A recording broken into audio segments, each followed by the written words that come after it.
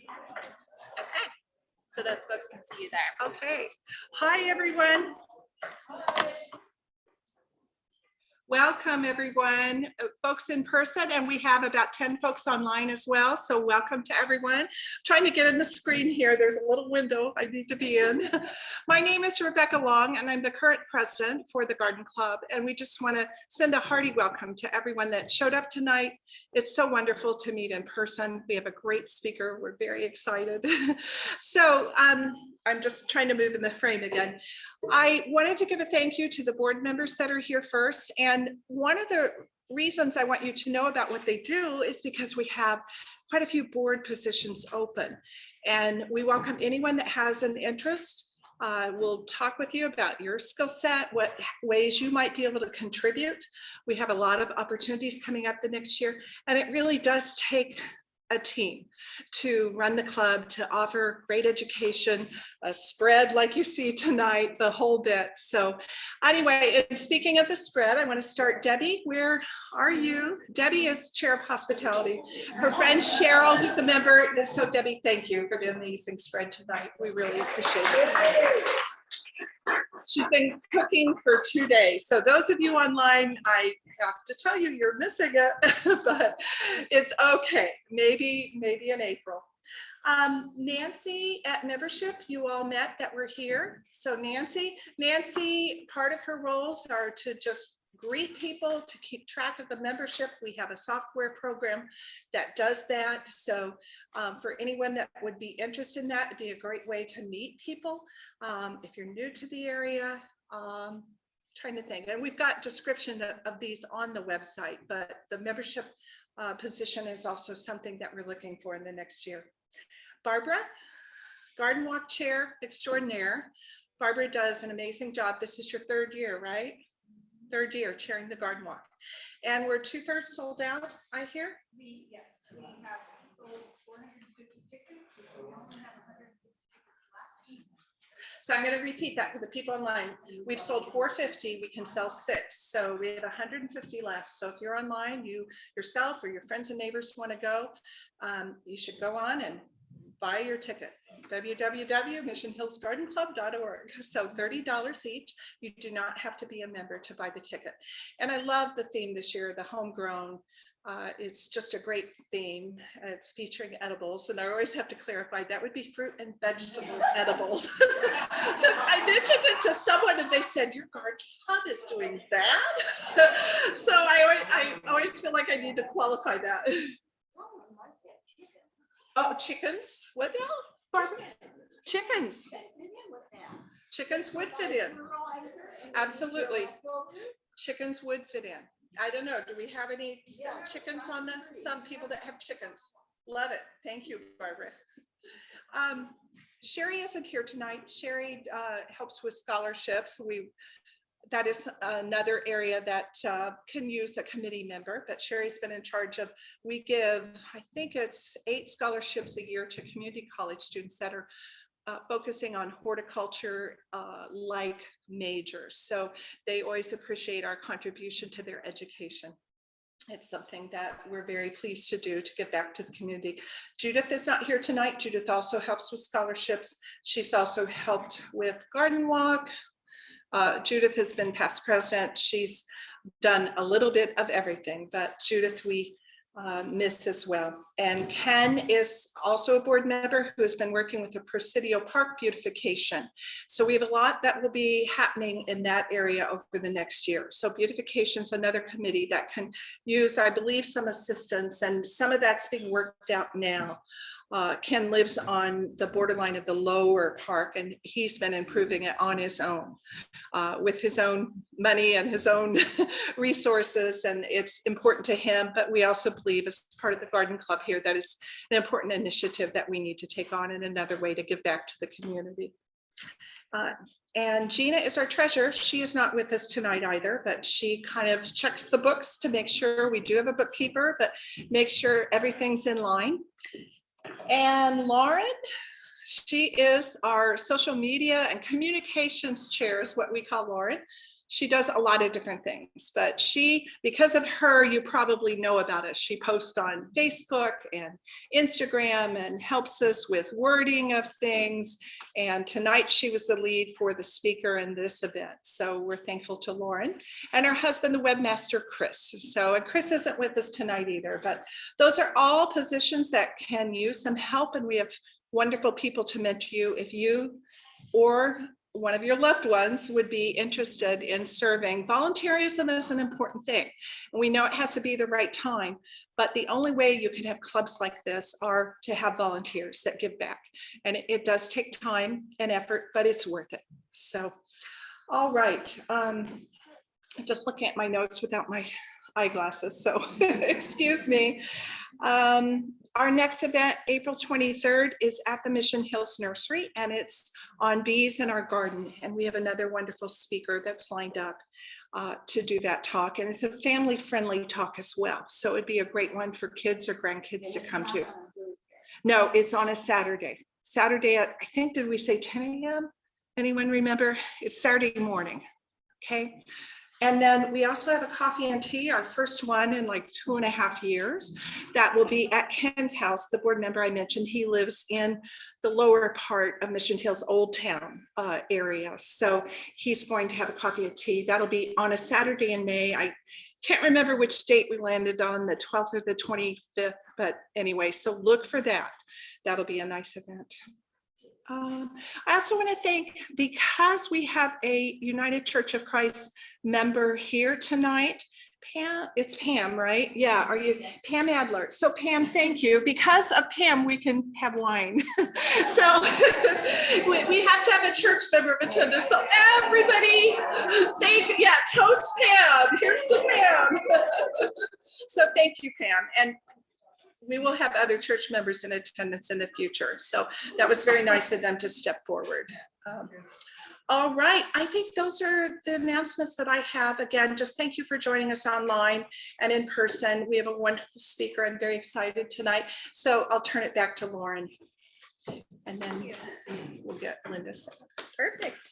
All right, it's my pleasure to introduce Linda, our wonderful speaker for today. She's an experienced landscape designer specializing in colorful, drought-tolerant landscape designs that look beautiful all year long. Her designs use little water and are low maintenance and do well in poor soil. She uses native plants as well as plants from around the world that are considered, quote, California friendly. These areas include Mediterranean region, Australia, New Zealand, South Africa, and South America. She's passionate about plants and gardening and likes to share her enthusiasm with her clients. We have hyperlinked her website to her business on our website. If you're interested to learn more about Linda, you can connect with her there. She also has her business cards in the back. And for those who are attending via Zoom, she provided a great handout with all of the plants' botanical names and common names that we'll email to you, and all you folks in person have it in your hands. So with that, I'll turn it over to Linda. We appreciate it. Let's give her a round of applause.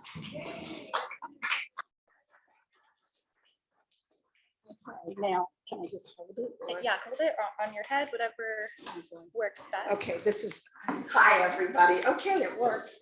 And This can clip if you'd like to walk. Yeah. Otherwise, you can put it there. okay, I don't know how, can I put it in my pocket? Yeah, go for it. Okay, that's fine. I usually just put it right there. Perfect. Okay, very Thank you. good. It's my pleasure to be here this evening and share my passion, which is plants of all kinds, except maybe poison ivy or poison oak, forget those. But everything else I love.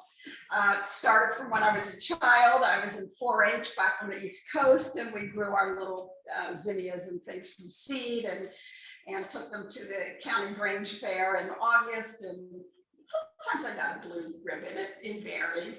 I wanted to just say, I'm on the board of the San Diego Floral Association, but that has nothing to do. They put out California Garden Magazine, which is the only local color magazine left. San Diego Home and Garden Lifestyles magazine went out of business. San Diego Hort Society, it's only online. And even the other ones.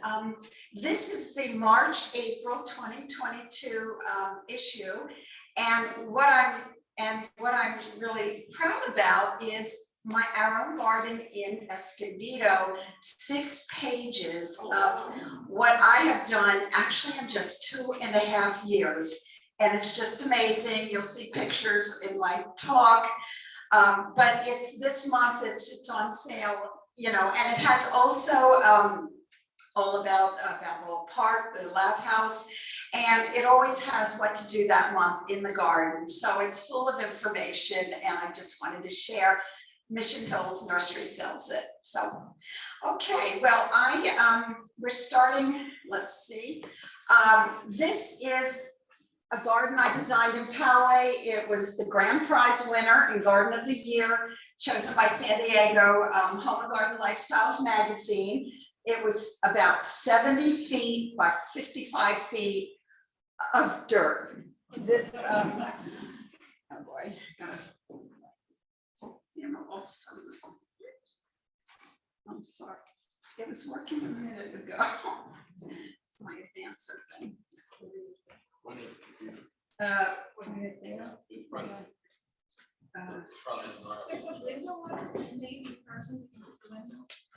Oh dear, I'm sorry.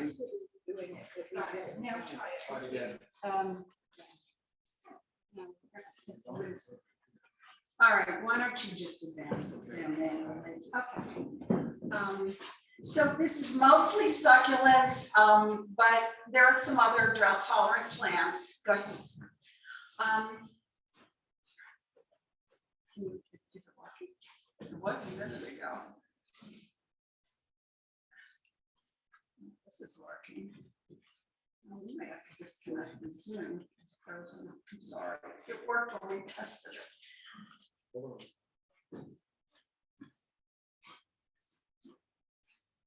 have to disconnect Zoom.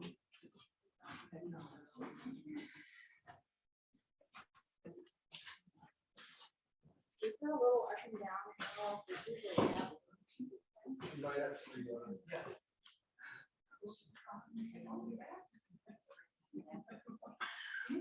It did work. We might have to disconnect Zoom.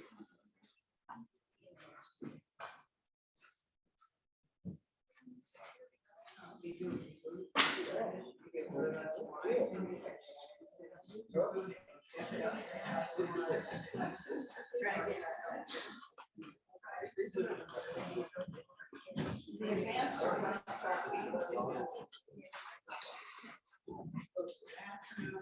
Maybe we should.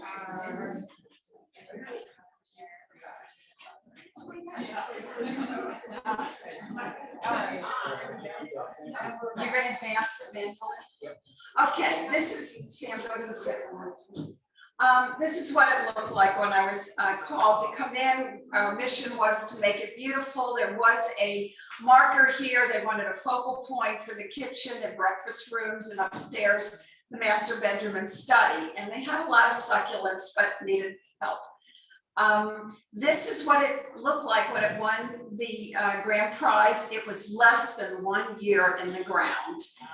And so we have some other shrubs, but a lot of succulents. This was 2 years later. Better Homes and Gardens came and photographed it for Country Gardens magazine, and it still looks beautiful. You can admire the far view of the mountains, but it just is every day of the year. It's just, you know, it's a winner. And this is me doing what I love best, gardening and designing. And I'm at San Diego State University in the new Conrad Previs Aztec Student Union building. And this is outside, I guess, OG's Pizza. And I'm busy putting succulents among the trees that are already there. I was having a good time. And I'm just going to show, I'm talking about the plants in the context of landscapes that I've done and talking about them. This is a home on the Rancho Bernardo golf course, and maybe it was grass, but when I came to see it, it was dirt. And this is about a year or two later. We do pathways, a raised bed, succulents here, but non-succulents all around it. And the plants are all on the same drip. They do fine.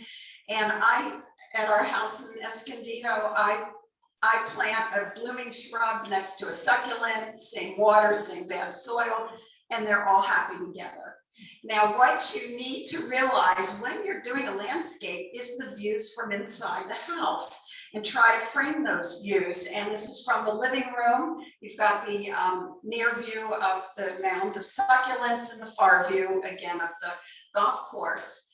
Now, surrounding, I'm going to talk about these plants. This is an Abelia ex grandiflora kaleidoscope. It is a new hybrid of the common Abelia that grows 6 to 8 feet tall. It's about 3.5 feet tall and wide. It has yellow and green leaves year round, white flowers all summer. And it's drought tolerant. And I know you don't have to worry about that here, but Abelias grow on the East Coast. They're cold hardy. And this is another winter picture. They take on a golden coppery cast, but still they keep their leaves and they're beautiful. Next to the Abelia is a dwarf Acacia cognata from Australia called Cousin It, for those of us who remember the Addams family. It's the cutest little plant, 2 to 3 feet tall, 4 to 6 feet wide. And it fits in, here's another garden with succulents quite well. And it just looks like Cousin It. And it has a grassy green foliage, very soft, and it's a fun plant. Now, this is back to that house. Again, there was very little here. The front door is over here, and you walk into a hallway and immediately a big picture window. And imagine looking at this mess. So we kept the clivia and divided, probably added 2, and this is it. You have a beautiful vista right as soon as you walk in, and you have a focal point, and you've got the water fountain, and then you have the golf course behind it. We use the clivias. They like dry shade. They're very long lasting. And there's some ferns I'm going to talk about, Coprosma, mirror plant from New Zealand. And we even put a jasmine vine because the master bedroom window's right there, and succulents, of course. So the Clivia miniata has been around for a while. It's underrated. It's an earlier spring bloomer, but this is at my house, and after it blooms, it has these fruits, and they last all year, and they add color and interest to the plant. And here's a yellow blooming one, a Solomon's hybrid that used to be very expensive when it was first hybridized, but it's not, it's better now. Excuse me, I just want to do a volume check. How are people with the volume? Is it okay? Is it loud, too soft? Yeah, good.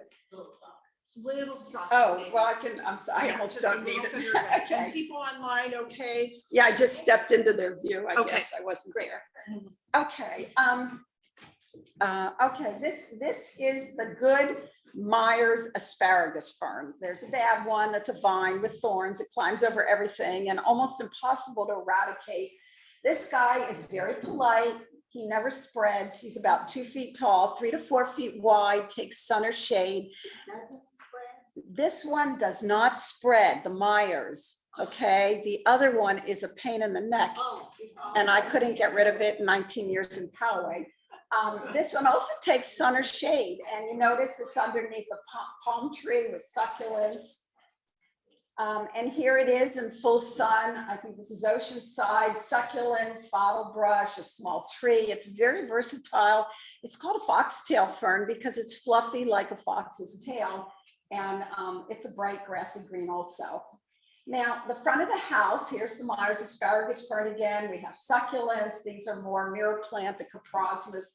And here we have a plant from Australia. This is a grevillea, and one of my favorites. It's called Superb, and it blooms every day of the year. So it'll get around 5 feet tall and wide. And Lauren, I told you I was going to show it to you, and look at the colors.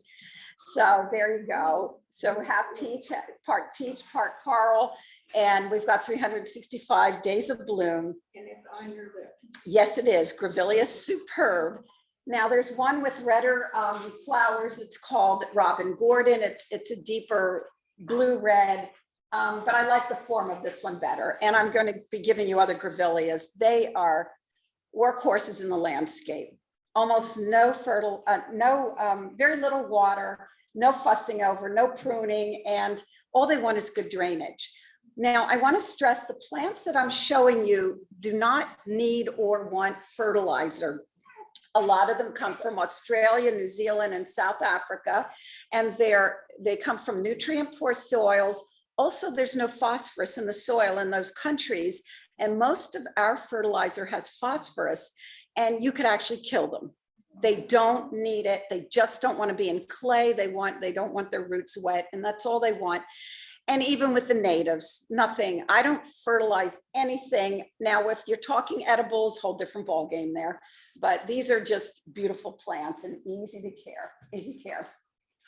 Now, going around, we have succulents, and this yellow here is called Texas Sundrops. It likes hot, sunny, dry, and it blooms from spring until late fall. I give it around 2 feet by 2 feet, and it could start like this, but if it's happy, it gets larger. Long blooming period, and bright yellow buttercup flowers. So it's a lovely little ground cover. Now in the front, this plant here is a form of Tacoma stans that originally was a small tree with yellow bell-like flowers. This one is Tacoma X Orange Jubilee. They've been hybridizing the heck out of all the Tacomas, and I'm going to show you a lot of them. Different heights, different colors, they're fun, and some of them bloom every day of the year. This one will bloom spring into fall. It wants to be, and this is a tree version, it wants to be only 8 to 12 feet tall and wide, but you can buy it with one trunk already. Hummingbirds were dive bombing this plant when it was still in the pot before it went in the ground. So it's beautiful. Anything with the trumpet flowers, the hummingbirds adore. And this is, if you just left it in shrub form, it's just a big shrub with orange flowers. But it's very drought tolerant. Now, next to it is one of my favorite small trees. It's a Duranta erecta sapphire showers. Now, it gets about 18 to 22 feet tall by about 8 to 12 feet wide, and it blooms at least 10 months a year. Beautiful, deep violet and white flowers. And it's evergreen. It doesn't lose its leaves. It's from Brazil. It's drought tolerant. And the butterflies adore it. Now, it's called skyflower, but also pigeonberry. There are small decorative berries that form when the flowers finish. They just stay on the tree and dry up. I never see them on the mulch. But if you want a tree that looks good every day of the year, and I may still have a few little flowers on one of ours, it's just a really good one. And here's another, this is another in Rancho Bernard, Poway. And again, it's full bloom and it's just a beautiful small tree. And it comes in a shrub version. This is Sweet Memory. And it will grow about 6 to 8 feet tall and wide. And it's wonderful on slopes. And it has, this is on our slope. It has the very same flowers as on the tree version. Now, I wanted to point out the mulch. For those of you who are interested on steep slopes, this is called Gorilla Hair mulch. It's made from shredded redwood. And the advantage is that it clings like Velcro. It does not roll down a steep hill like regular mulch during a heavy rain. It pretty much stays put. Also, native plants like it.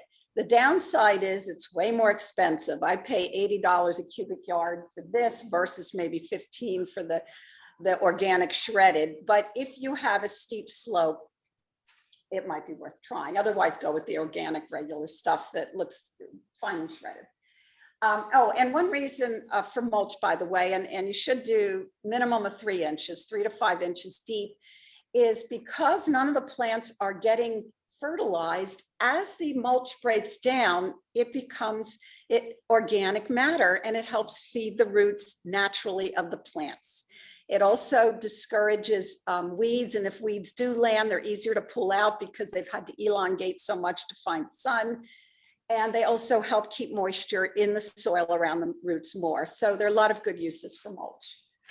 Now, this plant is a Mexican yellow bird of paradise, Caesalpinia galpenii. It gets 8 to 10 feet tall, and here it is with the succulents. It blooms in April and May, and it's a showstopper. It's planted on top of a mound of just succulents. And when it's done blooming, the leaves are so little, like a mesquite, that it just blends into the background. But meanwhile, you've got these beautiful flowers for 2 months. Lovely plant. Now, this is what we think of with birds of paradise. This is Strelitzia reginae, and it's from South Africa. So this one gets about 4 to 5 feet tall and wide, and it does look like a bird.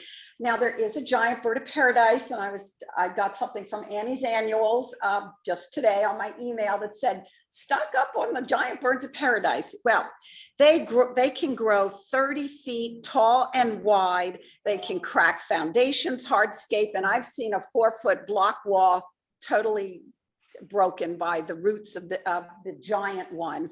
So if you're going to use it, remember, it's not always a little cute plant in a pot at the nursery. Always check the height and the width. And also, flowers aren't as pretty. They're black and white. This one has orange and blue, and there's one with yellow. So anyhow, it's very important to check size. I do, because then you don't have to move plants, or you don't have to prune. Everything fits. Now, this one's North Pacific Beach. Probably was a flip or a rental, but they fixed it up on the outside. The new homeowners, they had a sculpture here that they bought abroad, and then they didn't know what to do. So I helped them. Here's the sculpture, and succulents, a dry stream bed, grasses, and other plants that we've discussed, the Myers asparagus fern, the birds of paradise.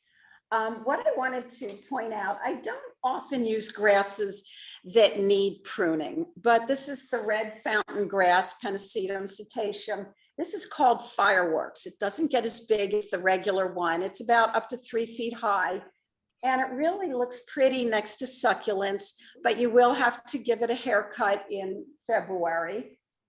And this is at another garden, Oceanside, again in a succulent garden. This is Fireworks.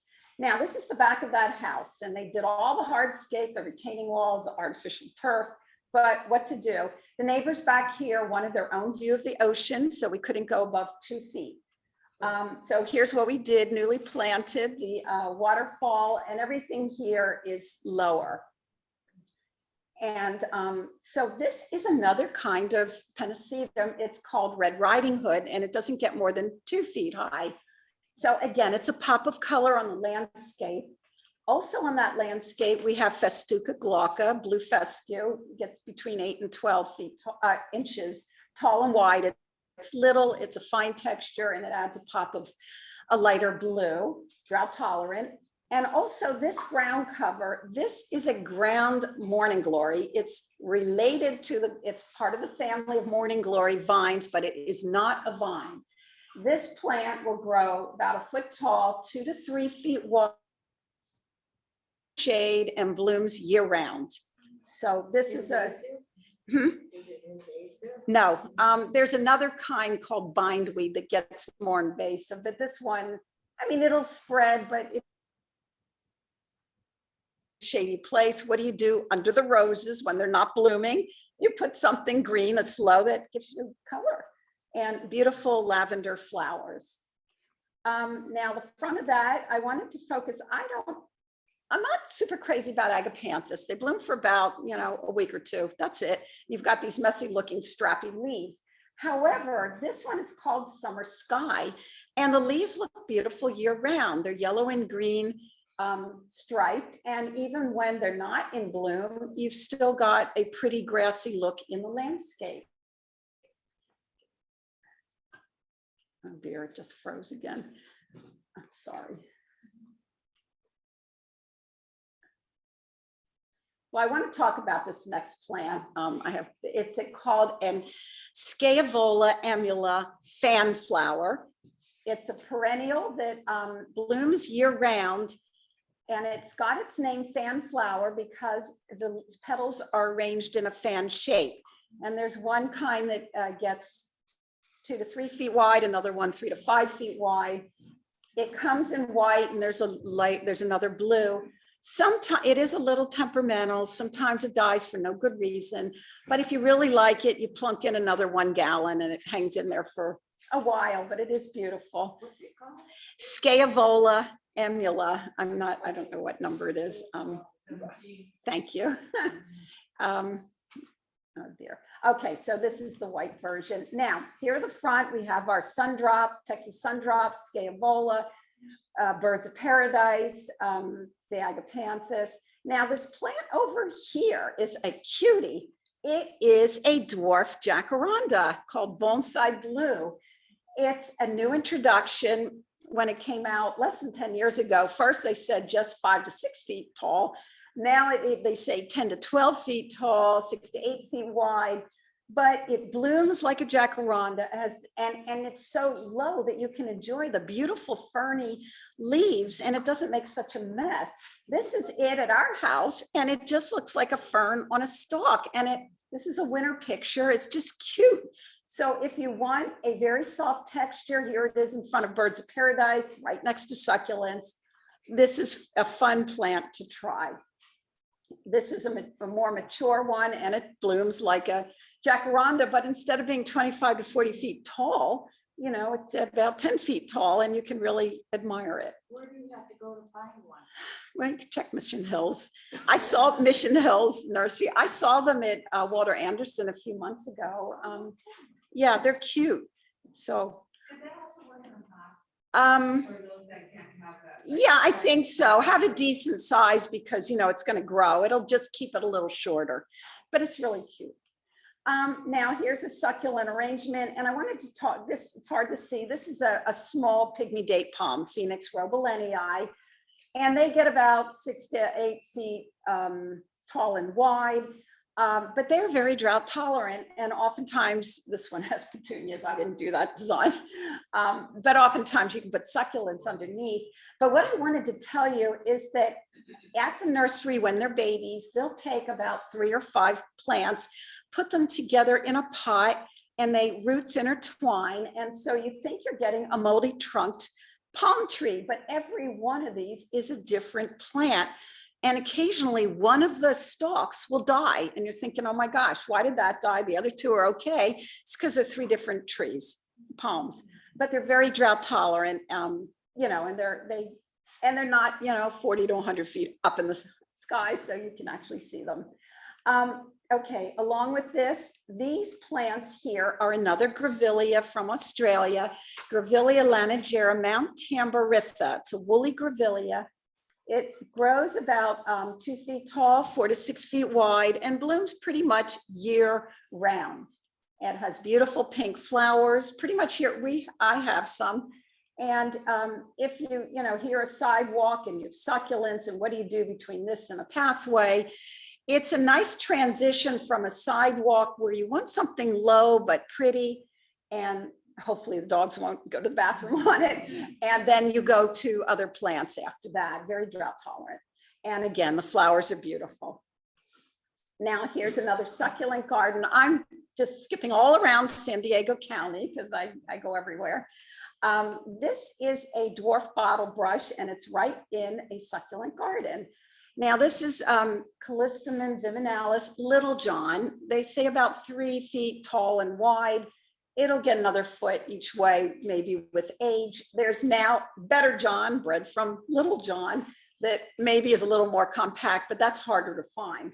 But anyhow, by the coast, this plant blooms every day of the year. Inland, it'll bloom fall, winter, spring. But it has lovely red bottle brush flowers and with gold specks at the end. Most bottle brush bloom in waves, and they'll bloom and then they'll stop and do it again. And just in the spring and summer months, this guy blooms all the time. He's great and takes a lot of abuse, hot sun, very little water. I visited one garden that I was going to re-landscape, and they had turned off their water, and this is the only thing surviving. Now, this is our house in the winter and all the succulents, but here I have the bottle brush right next, and the red picks up the red, you know, in the walkway and the bridge, and it just same emitter as every succulent is on. Now, I wanted to talk about something here. Again, this is our house in Escondido. We inherited this rose, and I don't know what it is, but it blooms 365 days a year. Roses are way more drought tolerant than we give them credit for. And this one is smack next to succulents. This is early on in the planting. Has one emitter, just like every one of the succulents, and hasn't skipped a beat yet. It's incredible. Now this one, they kept the tree roses, but we transformed the rest of the grass into succulents. And the roses are fine, you know. So this is another plant this is called a Hesper aloe parviflora. It's a red yucca from the desert. They come in reds, yellows, sort of a salmon pink. This is called brake lights. It's more compact. It blooms longer. The first year I had it in the ground, it bloomed all winter too. The hummingbirds love it, and it's only 2 feet by 2 feet. So here it is next to a dry stream bed, and it's doing fine. Now, this plant here I wanted to talk about. This is a yellow daisy from Mexico, Chrysactinia mexicana. It gets about 2 feet by 2 feet. The common name is Damianita, but I had never heard of it. What I like about it is, except for the very coldest days in the winter, like right, around the winter holidays, and maybe the hottest part of the summer, at least inland, it doesn't bloom, but the rest of the year it blooms. It's amazing. And it has beautiful, cheerful yellow daisy flowers. When it's not blooming, it still is a little green shrub. And it's, and I'm trying to use it more, but Mountain States Wholesale it's not releasing more to the public for a few weeks. And the installer that I use asks me for replacements sometimes. Okay, this is the original Tacoma Stands tree. And this is where that orange jubilee was hybridized from. This is from the southern part of the United States. It's the state flower of Virgin Islands. It's on the Bahamas flag. It's in South America. It's Tacoma Stands, yellow trumpet or flower, and it's very drought tolerant, grows about 20 feet tall, 10 to 20 feet wide, and it literally blooms every day of the year. Ours has been blooming all winter. This is a winter picture. Look at the Christmas lights, and there it goes, and it's wonderful. And now it has beautiful clusters of yellow flowers. This is a shrub version. Tacoma Stands Gold Star, grows 6 to 7 feet tall and wide, and we have it, and it blooms every day in Escondido. And the Gold Star name is because it was such a good plant. So if you've got a place for it, it just blooms its little heart out again. I love it.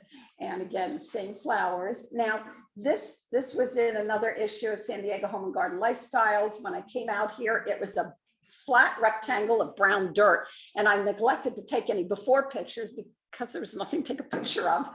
But of course, they asked me for it. I didn't have. Anyhow, this plant right here is another form of Tacoma Stands. It's called Bells of Fire. And it gets about 6 feet tall, 5 feet wide. And this one is in Poway, and I took this picture in February, and it still has lots of flowers on it. Again, a hummingbird magnet. And there's a taller, this is Tacoma X Crimson Fire, and it gets 6 to 8 feet tall and wide. It's the reddest flowers of all of them. And this one is Sparky, and 4 to 6 feet tall and wide, yellow and orange. And there's a new one, Sparklet, but I'm trialing it because the pot says 5 by 5 feet, but when you Google it, it says 2 to 3 feet tall and wide. And I want to make sure how big it gets before I use it, because I don't like things pruned. And this is a new introduction called Tacoma X Sierra Apricot. It's only 3 feet high, 4 to 5 feet wide, blooms a lot spring to fall, and it attracts hummingbirds also. Now, going around this garden, the Nandina domestica, it is called heavenly bamboo. It is not a bamboo, but it was used a lot in Eastern temples, and the leaves reminded people of bamboo leaves. Very drought tolerant, takes sun or shade, and they grow it on the East Coast. It's very frost hardy. In the old days, there was one plant, 6 feet tall, 3 feet wide. Everybody had it. Now it comes in sizes from 2 feet up to 6 to 8 feet, and a lot of them are prettier. This one, this is a spring picture, so the new growth is red, but a lot of times the leaves turn red in the winter.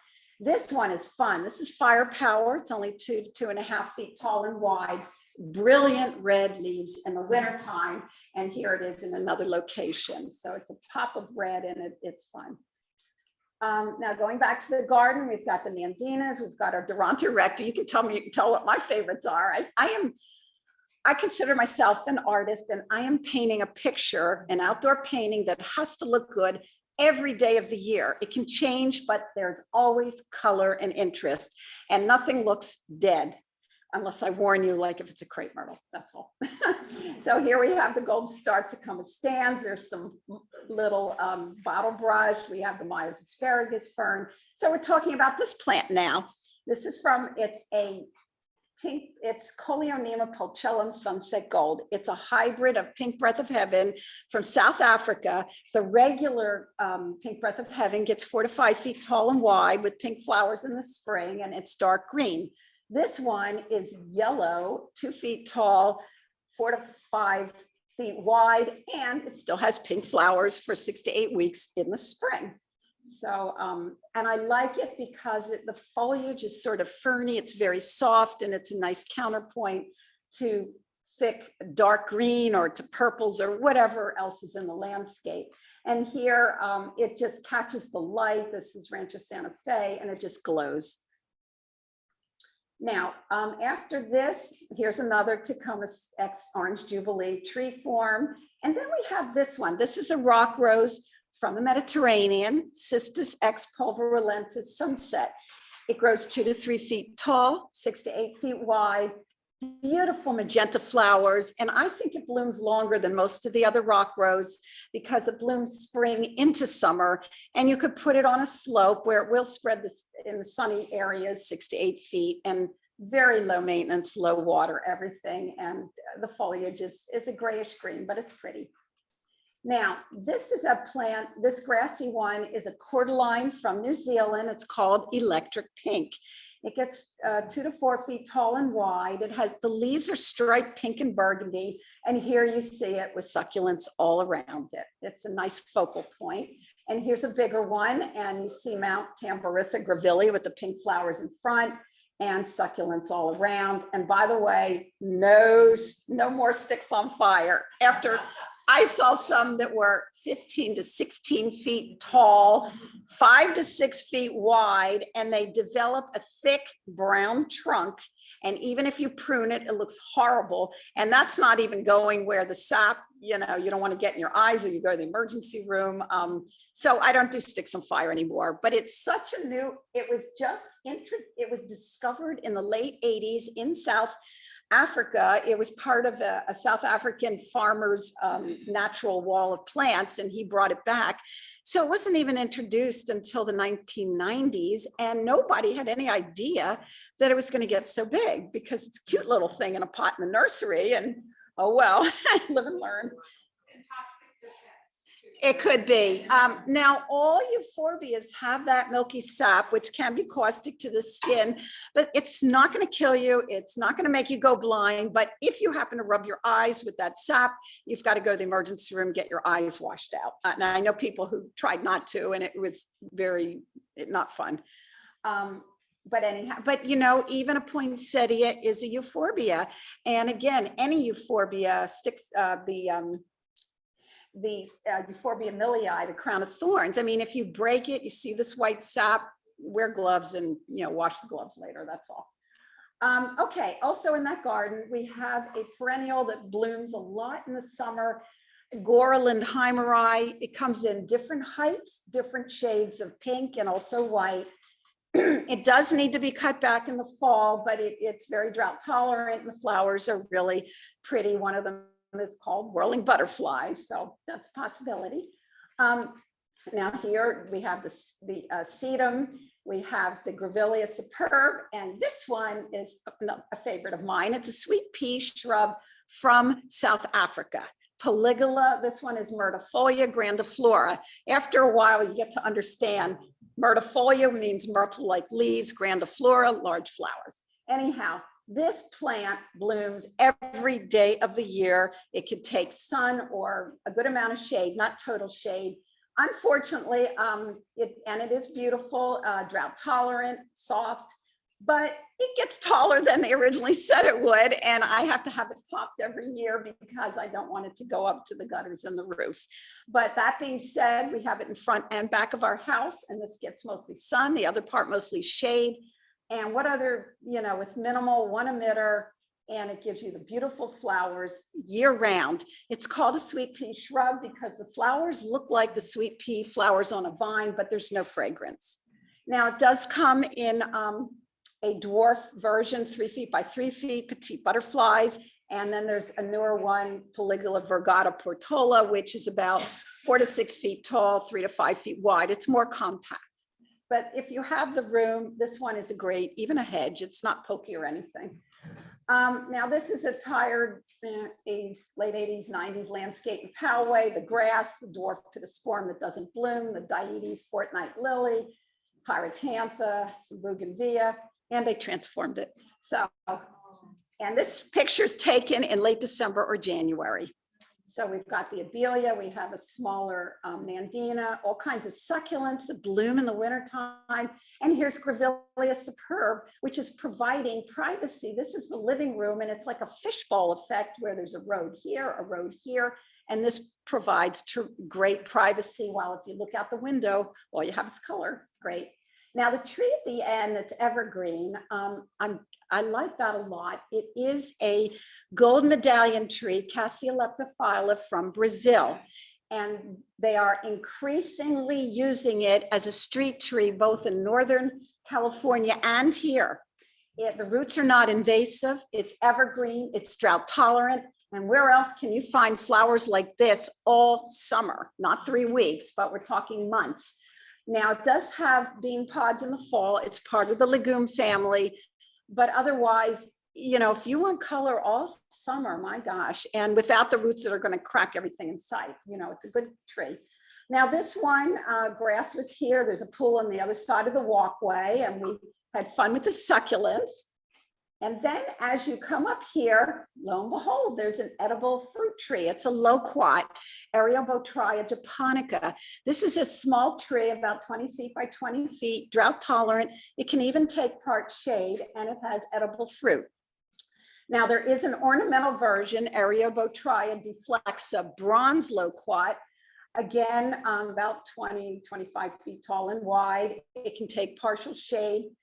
And it's called a bronze loquat because the new growth is bronze and it stays that way for weeks. It's ornamental, and then it has white flowers in the spring.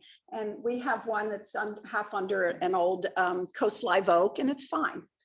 Now this one, took out the grass. There were no little children to run around, I guess they're little dogs, and we had a fun time. Now back here, it's very shady. There's some trees, there's a big high hedge and a fence, and I wanted to lighten up the shady area, but you have drought tolerant. This is a Tasmanian flax lily, Dianella tasmanica. This is the called Destiny, which is more compact, 2 feet by 2 feet. All it wants is dry shade. So if you have a place where things aren't growing, you want to have something with a little white or cream in it, this might work for you. This is another new introduction. It's a matte rush from Australia, Lomandra. It's called Platinum Beauty. It gets 2 to 3 feet tall and wide, can take part sun, part shade or full sun, no pruning, no fertilizer. And here it is at the edge of the grass. It's shady, and here's good old cousin it. And I think with these purple flowers, I think I did put a sweet pea shrub back there. But the point is, what do you do when you've got a lot of shade and you want a grassy texture? Now this garden, first of all, the carrotwood tree, I don't recommend at all because the roots are really invasive and it cracks hardscape, but she keeps it pruned and I didn't see any damage. It's anyhow, mostly succulents, but this plant here is from South Africa. It's a pincushion protea, Leucospermum cordifolium. And in the summer, right now, spring, it blooms for about at least 6 weeks, maybe 8 weeks. Beautiful yellow pincushion flowers, very drought tolerant. You need 6 to 8 feet wide, maybe 3 to 4 feet high. And here it is on the San Diego Floral Association garden tour last year. And it comes in different, there's a Veld fire that's half yellow, half red. I'm not sure if this is it. And this may be scarlet ribbon with red. So it's a fun plant and very drought tolerant. Now, this is another tired, I guess, 90s landscape. You got the grass, the lantana, and the dietes, the fortnight lily, which I don't like it, from South Africa. And then I suggested to the homeowner, I said, why don't you put in some crepe myrtle trees for now? And she did. And they're not as drought tolerant as everything else I'm showing you, but just doing fine. I finally got rid of the grass and everything yucky, and succulents and blooming things all year round. And there is room for crepe myrtles. They're from the southeast, so they do like a little more water. But you know what you do? You put another emitter at the base of the trunk. That's all. And they bloom in July and August when we want summer color. They come in all shades of pink and lavender and purple and white, and there are dwarf ones. And then they have fall color on top of that. And but one nice thing about them is they have this exfoliating bark. It's peeling, and it really is attractive in its own right. So, you know, if you even have this to look at, it's not just a regular trunk or anything of a tree. This is an emu bush, originally from Australia, Eremophila hygrophana, bluebells. It gets about 3 feet tall and wide, and it blooms year round. And beautiful violet flowers with gray-green foliage, very drought tolerant. And this is another, you've seen this. This is Salvia leucantha, Mexican bush sage. However, there's a more compact version. It's called Santa Barbara, and it gets about 3 feet by 3 feet. The regular one could get 4 feet high by 6 feet wide. It blooms pretty much year round. In January, you need to cut this back. The blooming stems turn gray, and you see the new growth coming up from the bottom, and then the whole show starts again. And this is at our house. I have a yellow Tacoma stands behind it, and it's just beautiful and very drought tolerant. Another plant that blooms year round is this is Caliandra Sierra Star. It's a cross between a Baja fairy duster and a pink fairy duster. It gets about 4 to 5 feet tall and wide, but blooms literally every day of the year. And they're using it as a median in the San Marcos Boulevard. It's in the median strip, very hardy. The red powder puff flowers. It's related to the one you may know as Caliandra hematocephala, but that one gets bigger.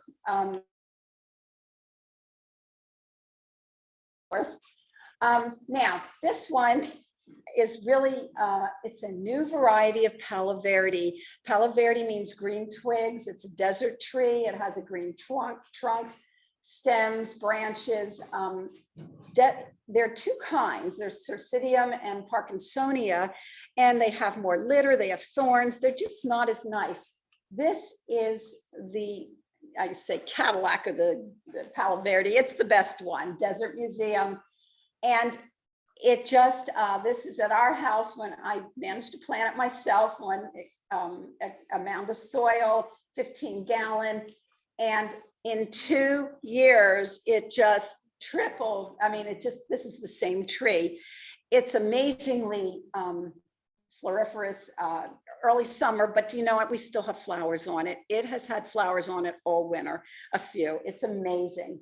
Very drought tolerant. And I plant succulents underneath and other plants because it's a filtered shade. Now, but the flowers, when it's in full bloom, the only mess you're going to have is all the yellow flowers, and they just turn brown eventually and go into mulch.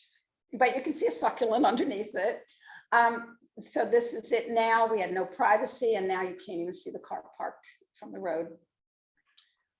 This is an old-fashioned, old desert Palo Verde, and again, I don't know which variety. This is before Desert Museum was developed, and they could get 25 to 30 feet tall and wide. But the older versions, again, they had more mess. They had these long things hanging, and a lot of them have thorns. They're just, if you get a tree, get the Desert Museum, but very drought tolerant. Now, also, this is another form of Tacoma stands. This is a new one called Solar Flare. Beautiful orange, light orange flowers, 4 to 6 feet tall and wide, and it blooms every day of the year for us. So we're in Escondido, so definitely here. And this is it a year ago. And this is it the next year. And so happy it got higher than 6 feet. A lot of times with new introductions, you're never quite sure whether the sizes they give you are accurate because they're in such a rush to send it to market. They don't know. So that's why I like to trial everything.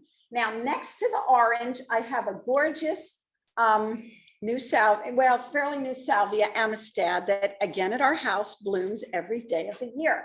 Salvia Amistad gets about 4.5 feet tall and wide, gorgeous deep violet flowers. And again, they're on every day of the year. You don't have to prune it back. You can if you want. You just experiment. I don't, but I know someone who does, and whatever. But the flowers are beautiful. This is a new variety that I just got at Walter Anderson Nursery. It's the Sunset Western Garden Collection is very experimental, and they come out with all these interesting plants like that Lomandra Platinum Beauty. This one is an improved version of black and blue salvia. It's called Nectar Blue. It has beautiful blue flowers. There is a nectar purple with more purplish flowers, but the nursery didn't have that one. This one only supposedly gets 3 feet wide, 4 to 5 feet high, takes sun or part shade, and blooms from spring into fall. So long blooming period, bright green foliage. This is another one that I'm excited about. It's a Roselia equisetiformis. It's a coral fountain plant from Mexico, but it's a new variety, a new hybrid called St. Elmo's Fire. So it's supposed to flower more, have redder flowers, and this plant can take sun or shade and blooms every day of the year. So it goes up about 3 feet and then it flops over looking like a fountain. And here, this is at our house and it's under a big tree. It gets partial shade, partial sun, but it blooms every day of the year. And just driving around, I need a bumper sticker that says I stop for plants because if I'm at a red light, I roll down the window and go click. So this is probably an earlier version, but they're just really pretty. And this is in a parking lot at a shopping center in Escondido, getting all kinds of abuse. And it's right next to some roses. And I was like, wow, I've got to take a picture of that one. Now, I like it cascading over low walls. It just really is pretty. Very delicate, thin foliage. It's not super messy or anything. And this is it, the bigger one, and it's in shade in the back and it's doing fine. Now, this was our house, newly planted. This little grevillea here, I got a bunch of them, but this one I had amended the soil. And soon it started with the flowers, and then 2 years later, 11 feet wide. This is Grevillea Peaches and Cream. It blooms every day of the year. So again, it's good on slopes or larger areas because we had to chop off 3 feet of it so we could back the car around without, running it over. But I love Grevilleas. They're just workhorses. Oh my gosh. And this is half peach, half cream on this. Every flower is half and half and very vigorous. And here, this is at another garden. This is another plant from South Africa. It's a leucadendron cone bush. This one's called Ebony. It gets about 4 feet tall and wide, burgundy foliage. And in late winter, the end leaves, which are called bracts, open up and they're a brighter red. And instead of a flower, they have actually a cone in there. And it looks particularly pretty when you plant it next to something that's a bright green color. It really makes it pop. This is another leucadendron called Jester. It gets about 5 feet tall and wide. It's variegated leaves, red, yellow, and green. And again, in the winter months, the end leaves are a redder color. Now, this one is a grevillea that's lesser known. It's Grevillea philoloba. It gets about 4 to 5 feet tall and wide, blooms a lot of the year. And this is it. That was newly planted. This is the next year. And it just very cheerful cherry red flowers with bright green foliage. And another plant, this is another, again, grevillea that's less well known, Magic Lantern. And this is newly planted. Now this plant could spread at least 8 feet wide, 2 to 3 feet tall. And it blooms fall, winter, spring. And this is it the next year. in December, and it's the flowers are red with gold, and you have this beautiful gray-green foliage a lot of the year. So again, if you have room for a plant that's going to spread 8 feet, you know, it's pretty. This is our house a year ago in January, and again, here's the Philoloba, here's the Grevillea magic lantern, and one of the Tacoma stand is blooming, and then I tuck in succulents everywhere. Can't help myself. And again, this, you know, there's as much color to be had in the middle of the winter as there is in the summer. You just have to know what to plant. And I'm from the East Coast. I used to be a designer, a landscape designer out there, and I know everything looks dead. It doesn't have to here for sure. Now, this was our house when we first moved in. There was absolutely nothing. Which I like a blank slate. It's easier than trying to figure out how to use everything. First thing I did, well, I noticed where the water during rains drained from the driveway and from the house. And then I got 25 cubic yards of just fast draining soil, not topsoil, just fast draining. And I made little mounds and dry stream beds. I had a good time. But what I noticed was any plants in the mounds grew faster and bloomed more and got larger than anything that was just you dig a hole, plunk it in the ground. It just, that little extra bit of, you know, fast draining soil just did the trick. And this is the other side. The water is draining. It goes along here, whoops, and it goes behind and dumps out there. So what do? Don't fight Mother Nature. Here's another dry stream bed. By the way, these all double as pathways. So I can walk back here and weed or prune, you know, whatever you have to do. And it all looks great.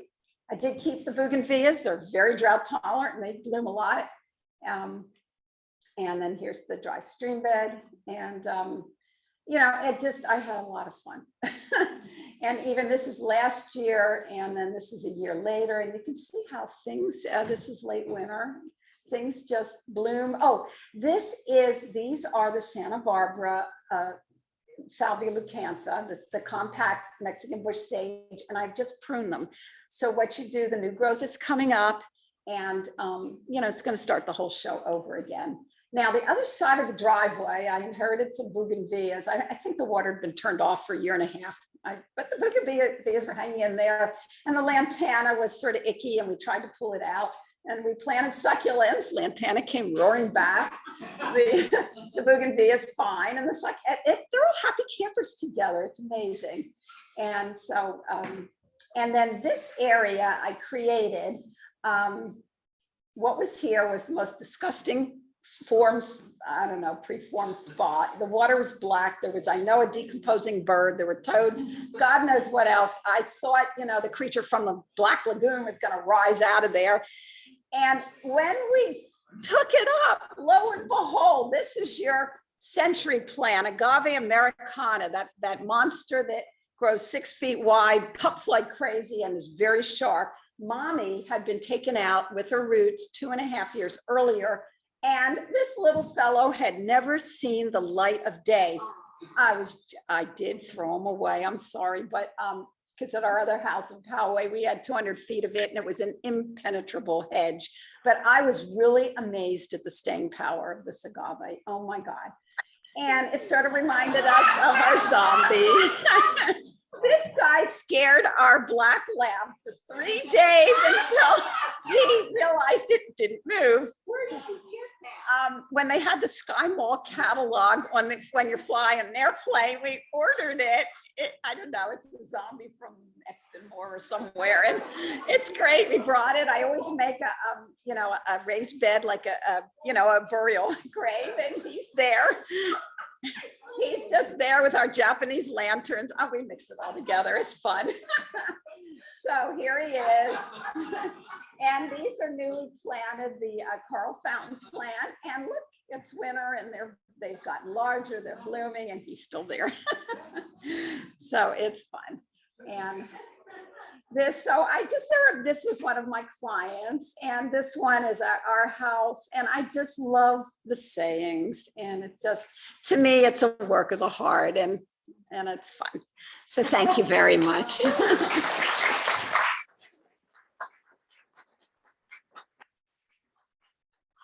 Yes.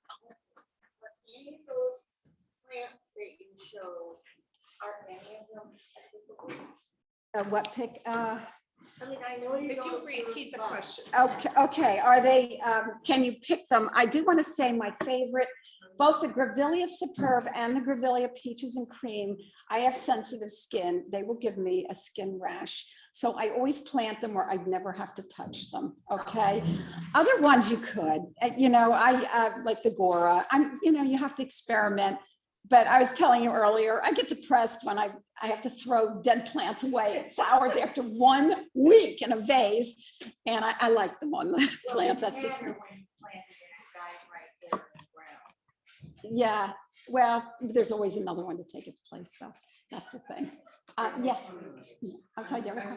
Oh, no, okay. Well, And in the interest of time, what I'd love to do yeah, is go ahead and conclude the program, but if Linda, you could be available for a few minutes, sure. and we'll also glance online to see if there were any burning questions from anyone online. Linda, excellent. You're so thank knowledgeable. you. Yes, very excellent.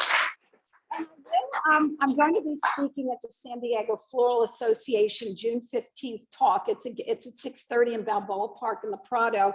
And it'll be different. It'll be year-round beauty in the garden, which I may touch on.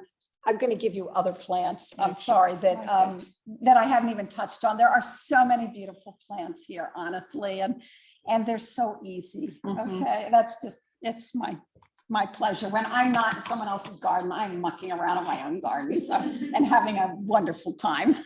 Well, your passion's contagious. So makes me want to go home and plant some more things. So, Wonderful. and our yard is full too, but thank you very much. Also, I wanted to let everyone know that